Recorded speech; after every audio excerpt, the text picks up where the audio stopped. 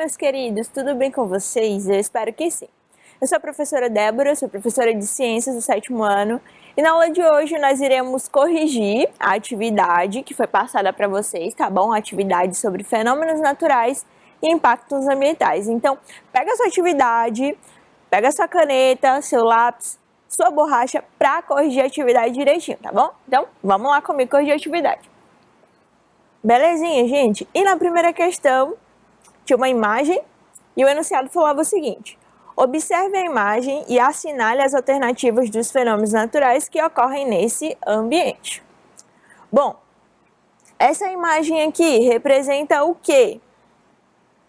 Aqui eu tenho uma placa tectônica, né? Deixa eu pegar aqui um apontador para vocês observarem melhor.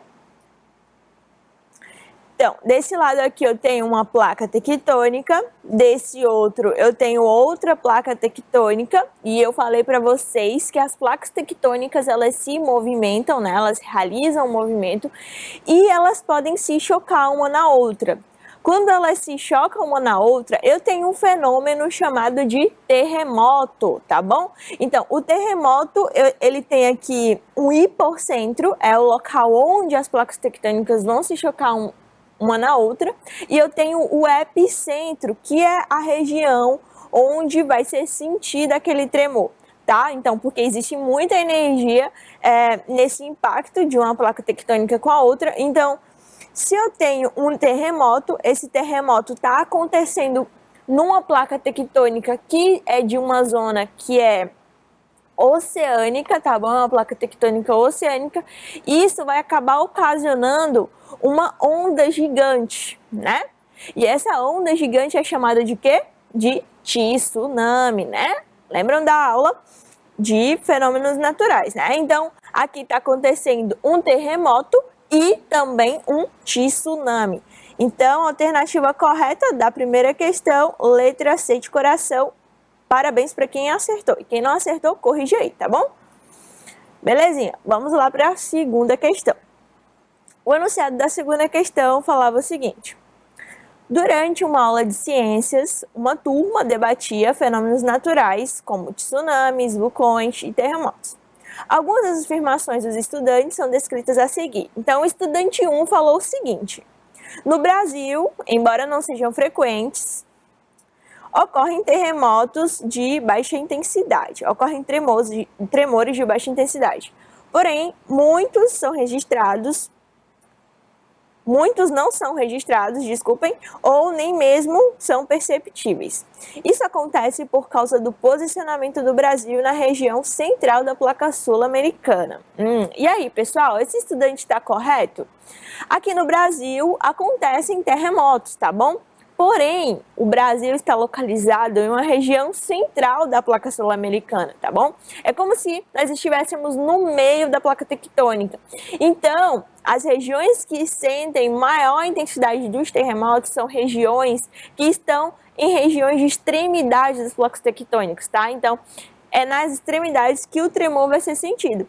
Então, esse estudante falou, certo, tá bom? Que os terremotos, eles no Brasil, eles não vão acontecer ou vão acontecer mais em baixa intensidade, que às vezes nem são registrados, tá bom? Então, o estudante 1 aqui, ó, afirmou corretamente, tá bom? Vamos lá para o 2. Os tsunamis podem ser causados tanto por terremotos quanto por erupções vulcânicas, que ocorrem em alto mar, formando ondas gigantes, as quais alcançam regiões costeiras. Os tsunamis são causados sim por terremotos, tá bom? Então, eu tenho uma placa tectônica que é oceânica, tem uma placa tectônica que é continental, essas placas acabam se chocando uma na outra, e aí isso ocasiona uma onda gigante que é o tsunami, tá bom, pessoal? E aí o tsunami pode chegar até a zona costeira, né, até o continente, acaba destruindo cidades, inundando, enfim. Porém, uma erupção vulcânica não ocasiona um tsunami, tá bom, pessoal? Uma erupção vulcânica, se ela acontece, se eu tenho um vulcão no mar e esse vulcão entra em erupção, tá? O que vai acontecer é a formação de uma ilha. Então, é assim que as ilhas são formadas, tá bom? Através da erupção de um vulcão. Então, não tem nada a ver erupção e tsunami. Então, esse estudante 2 aqui não afirmou corretamente, tá bom? Vamos lá para o 3. Terremotos, vulcões e tsunamis são fenômenos pouco frequentes no Brasil devido à grande extensão territorial do país, o que lhe confere maior estabilidade. Bom, é verdade, tá? Então, terremotos, vulcões e tsunamis não são frequentes aqui no Brasil, apesar de acontecerem.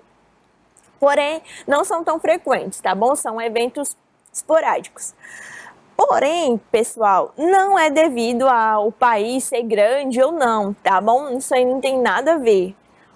Isso é devido ao relevo, como o Brasil foi formado geologicamente, tá bom? Isso vocês aprenderam lá em geografia. E também devido à posição do Brasil na placa continental, tá bom? Como eu falei para vocês, nós estamos localizados no centro da placa sul-americana, então é por isso que não sentimos tremores nessa placa. Então, afirmativa errada do estudante 3. Vamos para o 4. Estudante 4. Vulcões são mais frequentes em regiões centrais das placas tectônicas. Uma vez que nesses locais existem falhas, por onde o magma pode deixar o manto da Terra alcançando a superfície. Alternativa também errada, tá bom, pessoal? Os vulcões e os terremotos, eles são frequentes em regiões e da extremidade das placas tectônicas. Como eu falei para vocês, se eu tenho uma extremidade se chocando com outra extremidade, é nessa região que vai ser gerado o epicentro de um terremoto, tá bom? Bom, então,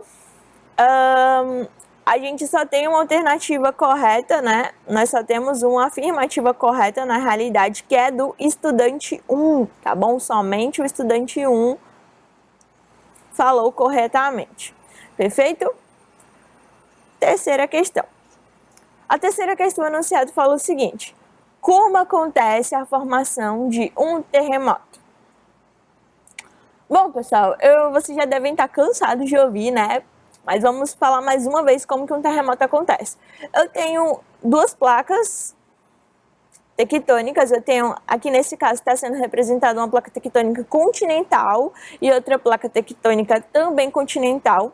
Essas placas tectônicas, elas se movimentam. Quando elas se movimentam, elas podem se chocar umas nas outras. Quando uma placa tectônica se choca uma na outra, eu tenho o hipocentro, tá? Que é a região onde elas se chocaram.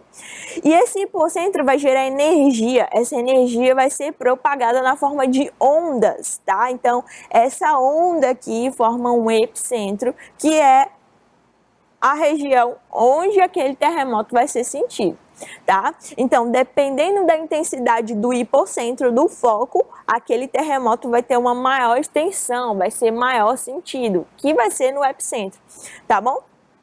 Então, resumindo tudo isso, os terremotos, eles vão ser sismos ou abalos sísmicos, tá?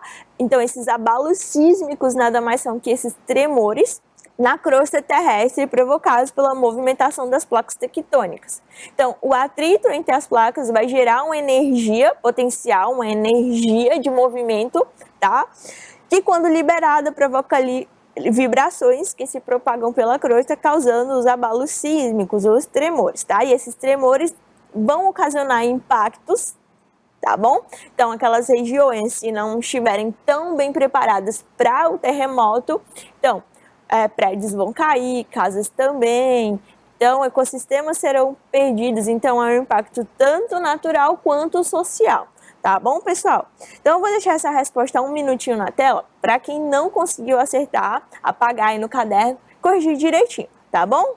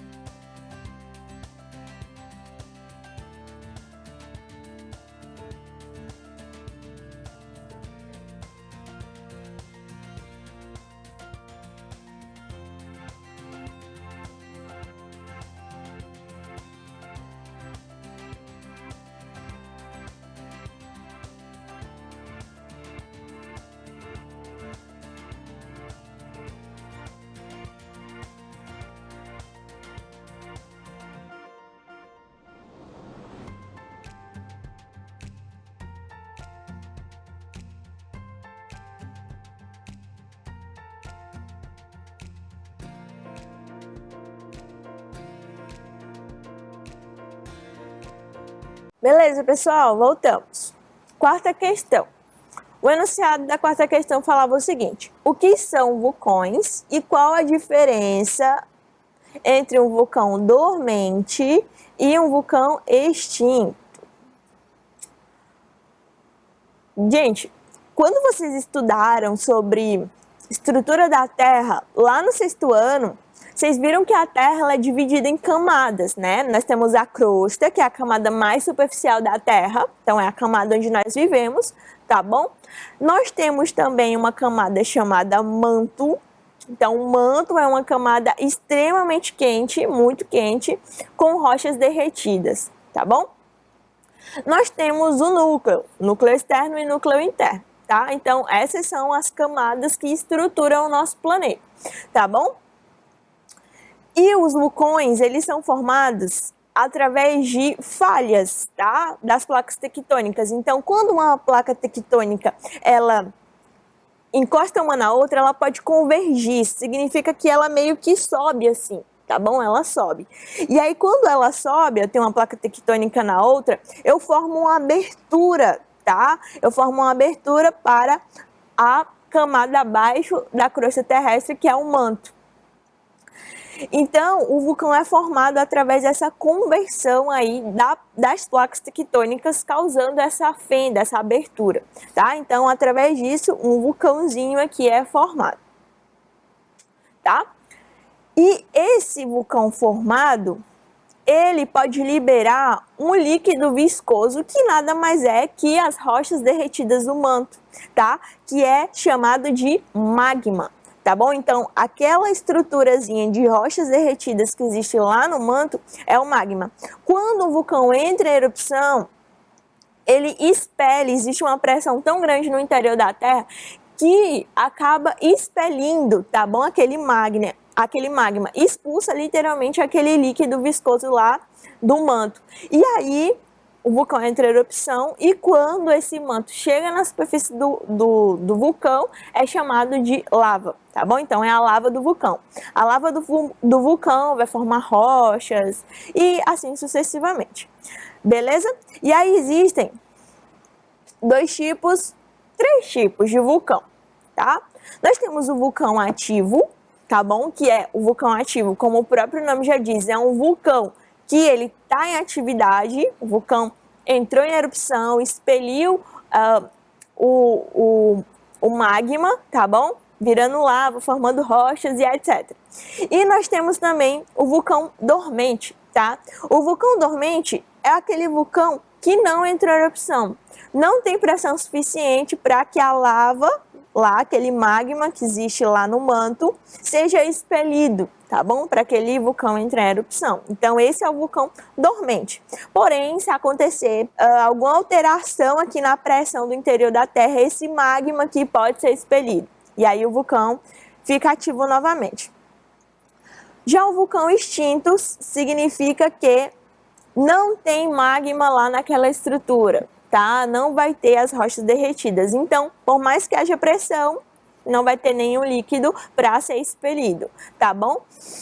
Então, o vulcão extinto, ele não entra em atividade. O vulcão dormente, ele pode entrar em atividade. Então, essa é a diferença entre um e outro, tá bom? Vou deixar essa resposta aí um minutinho na tela, para quem não conseguiu acertar, responder direitinho aí no caderno, tá bom?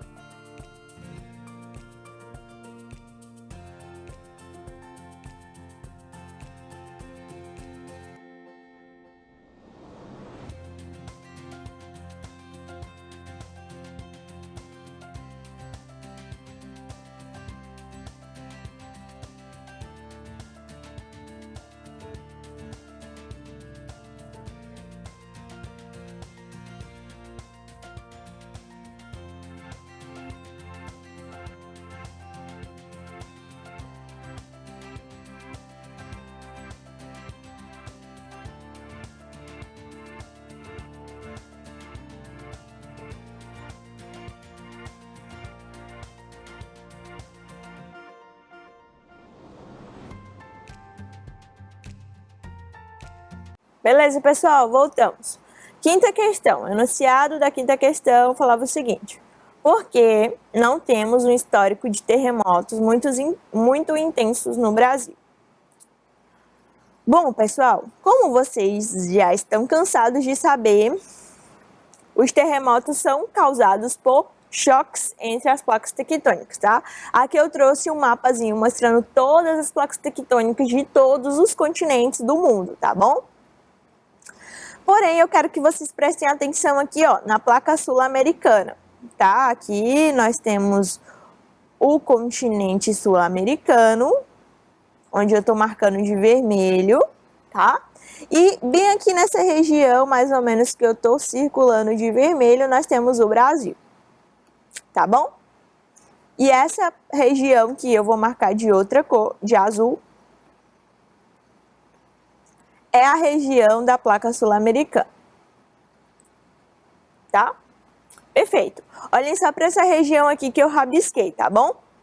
Então, pessoal, o Brasil, ele está localizado no centro da placa sul-americana, tá bom? Isso significa que os terremotos, eles acontecem aqui, ó, nas extremidades aqui. Se o Brasil está localizado no centro, quando um terremoto acontece aqui, as vibrações que chegam ao nosso país não são tão intensas a ponto de ser um terremoto, tá bom?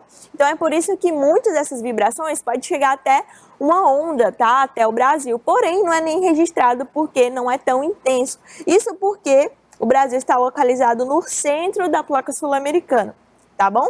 Então, essa é a explicação de por que não temos terremotos aqui no Brasil, um registro de terremotos, tá bom? Porque nós estamos localizados no centro da placa e os terremotos só são sentidos nas extremidades, tá? Vou deixar essa resposta um minutinho, bem rapidinho, para quem não conseguiu acertar, corrigir aí no caderno, tá bom?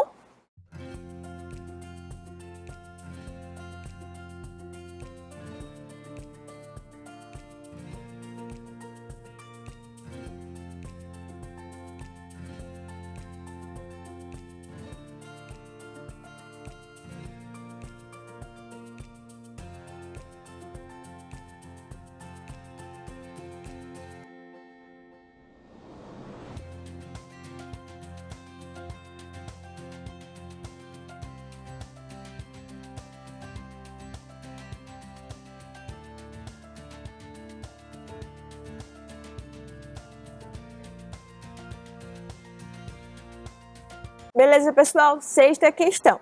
O enunciado da sexta questão falava o seguinte: como ocorre a formação de um ciclone? Bom, gente, a formação de um ciclone, vocês sabem que o ciclone é como se fosse uma nuvem gigante cheia de pressão, cheia de movimento, né? Como que essa nuvem gigante é formada? Bom, os ciclones são formados em áreas de baixa pressão. Então, para eles acontecerem, a pressão naquele ambiente tem que estar baixa, tá? Quando a pressão está baixa, massas de ar quente tendem a fazer o quê? Subir. E as massas de ar frias tendem a descer, tá? Lembra lá daquela alteração de temperatura que eu falei para vocês, tá bom? Então, quando eu tenho muita massa de ar subindo e muita massa de ar descendo, eu crio uma região de movimentação, tá? Então, é através dessa alteração de massas de ar, da temperatura das massas de ar, que os ciclones são formados, tá bom? Então, é através disso que essas nuvens gigantes, que são ciclones, vão se formar, tá? E vão se precipitar na forma de chuva, um temporal, tá? E esse temporal geralmente acontece em regiões oceânicas, tá? Porque para os ciclones ser formados eu preciso ter água em grande quantidade, uma água que é relativamente quente, tudo que eu falei para vocês lá na nossa aula de ciclones, tá bom? Perfeitinho. Vamos passar para a próxima questão, tá? Sétima questão. Explique como se forma um furacão. Bom, gente, para um furacão acontecer, é mais ou menos a mesma ideia de um ciclone, tá? Porém, eles são fenômenos diferentes, porque eles acontecem em ambientes diferentes, tá bom? Preste aqui atenção para essa imagem aqui de um furacão sendo formado, tá? Então, eu preciso de uma superfície de um oceano, então eu preciso de muita água para que um furacão aconteça, e essa água também deve ser quente, então deve ser superior a 27 graus Celsius, tá?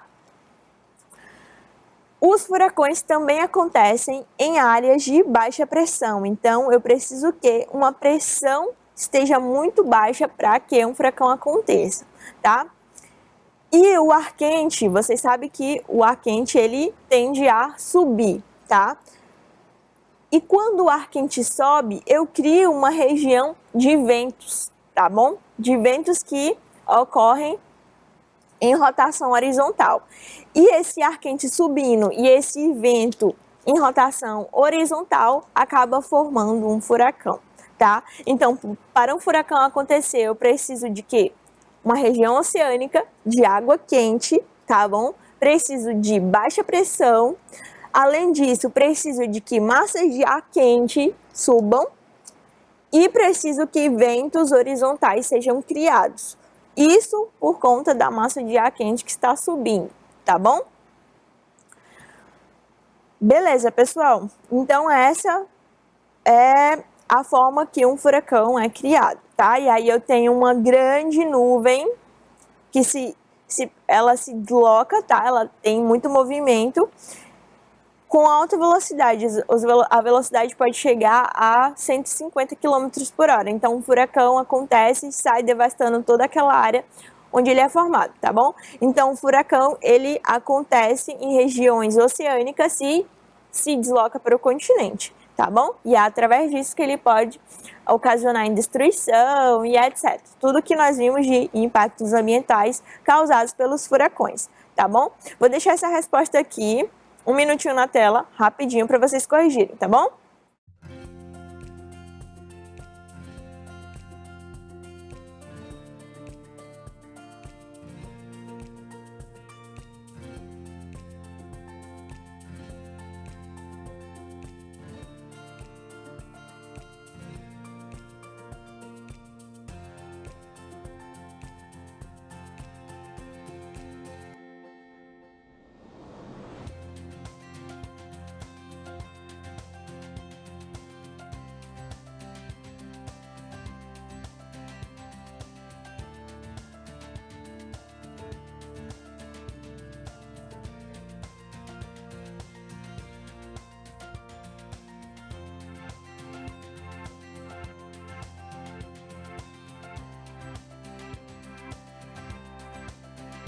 Beleza, pessoal?